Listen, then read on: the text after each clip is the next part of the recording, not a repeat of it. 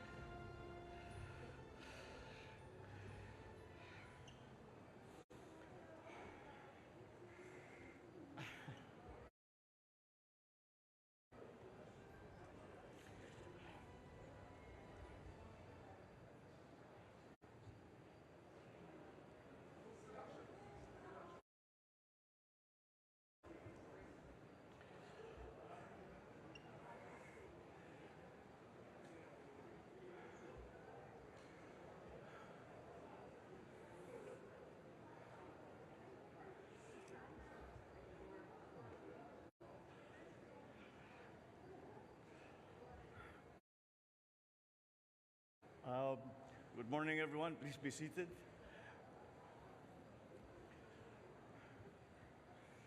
It is good to be home, uh, to see everyone all bright-eyed and bushy-tailed on this early Sunday morning. Nagising kayo ng maaga. Sorry na lang, but ganun yung flight schedule namin. Babatiin ko lang ang ating mga kasama, yung ating mga cabinet member na sumama sa Philippine delegation na nandito. Siyempre, ang ating mga ibang cabinet member na nagbantay habang kami nagbabiyahe. Vice President Sara Duterte. Nandyan PC. Pasay City Lone District Representative Antonio Calixto.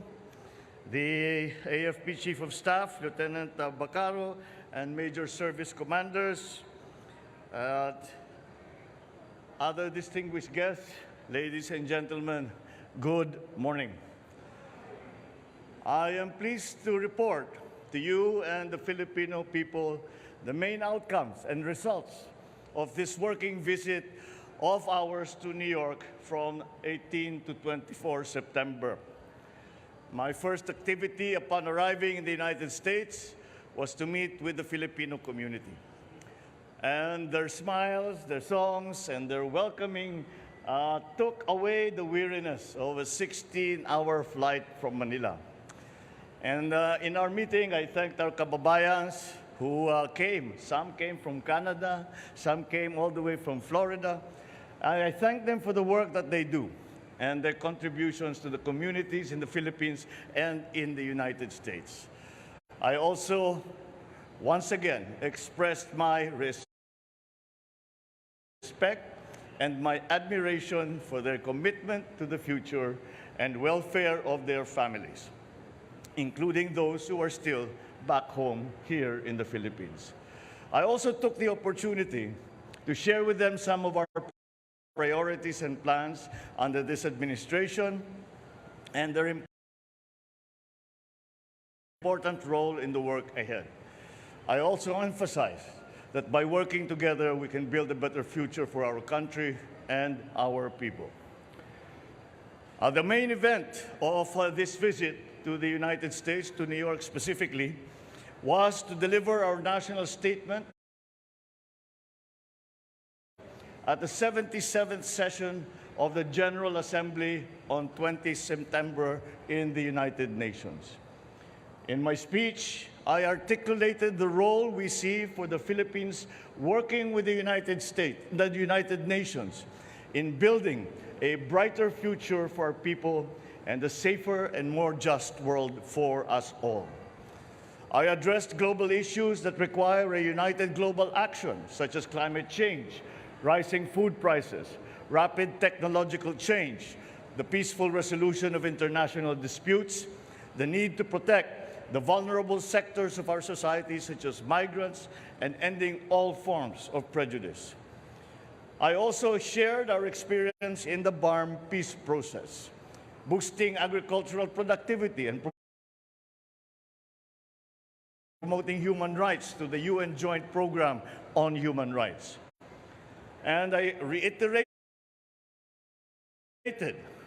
the Philippines' belief in the primacy of the rule of law as embodied by the UN Convention on the Law of the Sea, or UNCLOS. I also met with UN Secretary General Antonio Guterres, and we reaffirmed the necessary partnership between the Philippines and the United Nations. The Philippines is a founding member of the United Nations, and I intend to strengthen this tradition of Philippine engagement with the UN. I expressed interest in enhancing our role in UN peacekeeping operations, especially in the areas such as the Middle East, where we have a large concentration of OFWs. I also extended an invitation to the Secretary General to visit the Philippines in the near future.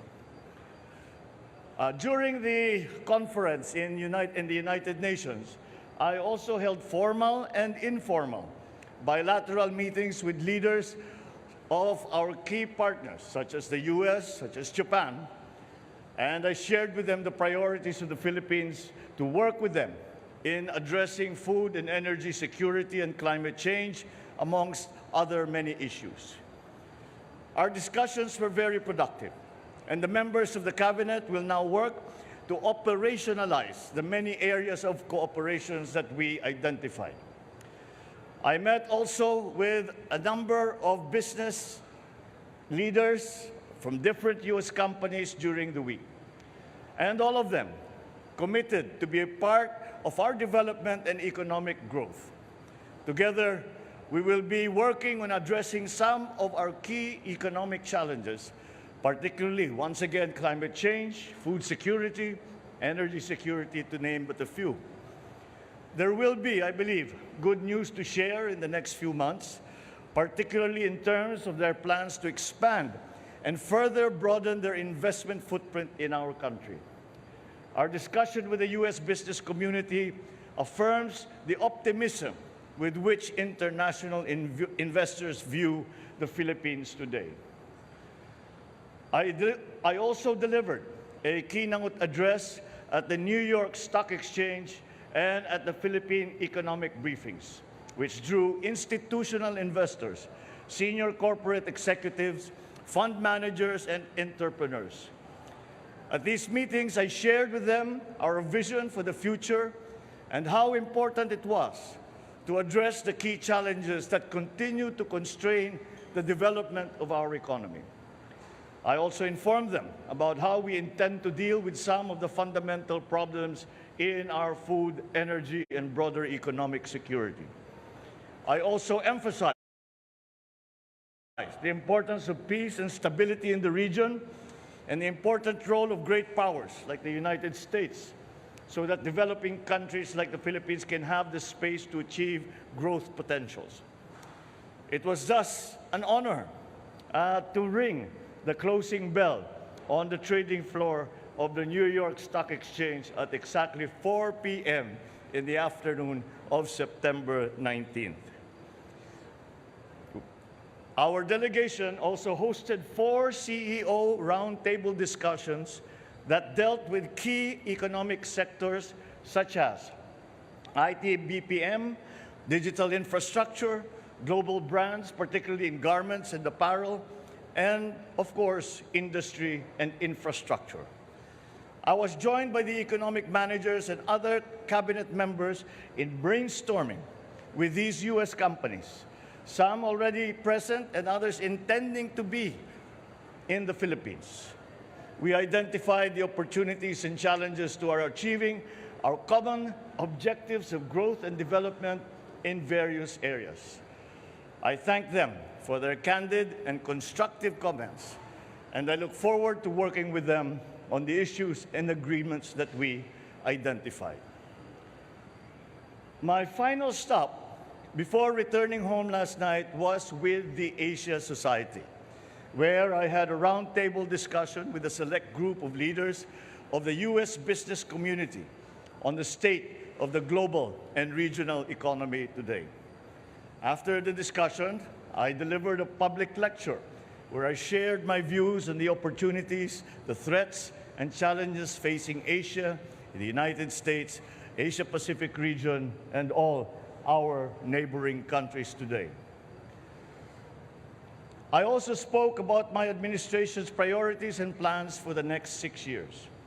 And the engagement with the Asia Society was a fitting end to a week in the UN and the United States that had one singular message.